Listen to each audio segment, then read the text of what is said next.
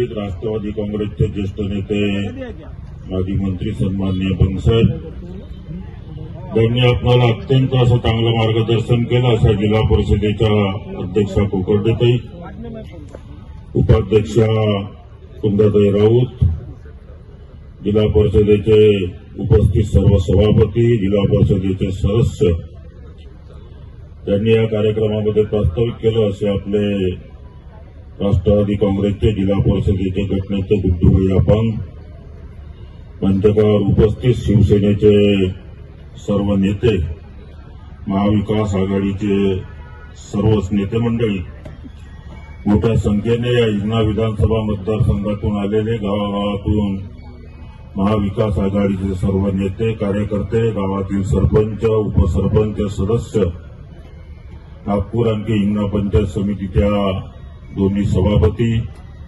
उपसभापती, सर्व सन्माननीय जिल्हा परिषदेचे सदस्य, बाजार समितीचे सभापती अहमद बाबू, हिंगणा बाजार समितीचे सभापती, उपसभापती, खरेदी विक्रीचे अध्यक्ष आणि मोठ्या संख्येने उपस्थित सर्व बंधू आणि भगिनींना, मागच्या 4 तारखेला आपल्या रामटेक विधानसभा क्षेत्रामध्ये जो लोकसभेचा निकाल लागला आणि या निकालामध्ये आपण सर्व लोकांनी कठीण असे परिश्रम घेऊन महाविकास आघाडीचे उमेदवार बबलूभाऊ बर्वे यांना प्रचंड अशा भरघोस मतांनी या ठिकाणून निवडून आणलं. त्यातल्या त्यात हिंगणा मतदारसंघामध्ये, या संपूर्ण मतदारसंघामध्ये सर्वात जास्त लीड आपण या ठिकाणी दिलं. त्याबद्दल सुरुवातीलाच आपल्या सर्व लोकांचं या ठिकाणी अभिनंदन करतो, आभार सुद्धा या ठिकाणी व्यक्त करतो. एखादी निवडणूक लढवल्यानंतर ती किती अंगावर घ्यायची, किती मनाला लावून घ्यायची, आपण स्वतः त्याच्याकरता किती काम करायचं आणि कार्यकर्त्याकडून किती काम करायचं, हे जर खऱ्या अर्थानं आपण या निवडणुकीमध्ये पाहिलं असेल तर ते केदार साहेबांकडून त्या ठिकाणी पाहिलं.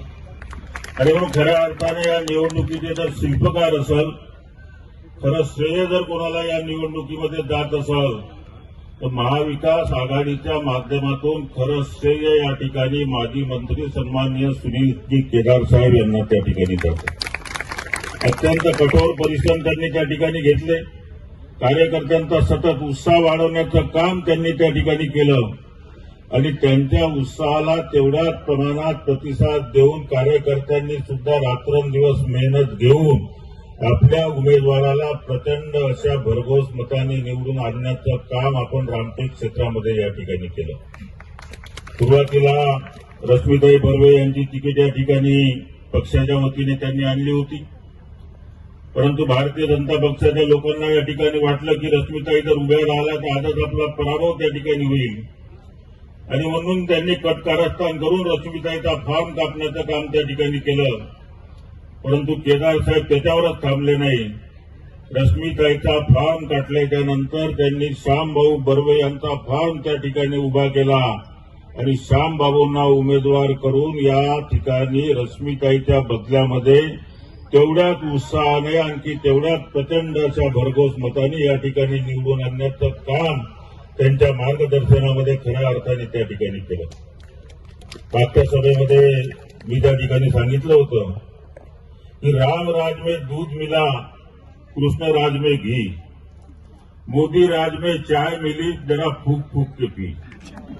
आणि म्हणून या 15 दिवसात 20 दिवसात आपण सर्व लोकांनी जे काही चहा पिलो ते फुंकून फुंकून पिलो आणि फुंकून चहा पिल्यामुळेच हा विजय आपल्याला या ठिकाणी संपादित करता आला. एका निवडणुकीमध्ये आपण मोदीची चहा फुंकून पिलो म्हणजे आपलं काम काही संपलं नाही. त्याच्यानंतर पुन्हा 3-4 महिन्यांनी दुसरी निवडणूक आहे. त्याच्यानंतर 1 महिन्यानंतर जिल्हा परिषद पंचायत समितीच्या निवडणुका आहे आणि या सर्व निवडणुकीमध्ये या नागपूर जिल्ह्यात नाही तर या संपूर्ण महाराष्ट्र राज्यामध्ये महाविकास आघाडीचा झेंडा लावण्याचं काम आपल्याला त्या ठिकाणी करायचं आहे आणि आपल्या नागपूर जिल्ह्यामध्ये महाविकास आघाडीच्या माध्यमातून केदार साहेबांचे हात बळकट करण्याचं काम त्या ठिकाणी आपल्याला करायचं आहे. याचं जेवढं श्रेय स्टेजवर बसलेल्या लोकांना या ठिकाणी आहे त्याच्यापेक्षा जास्त श्रेय आपण समोर बसलेल्या सर्व लोकांना या ठिकाणी आहे.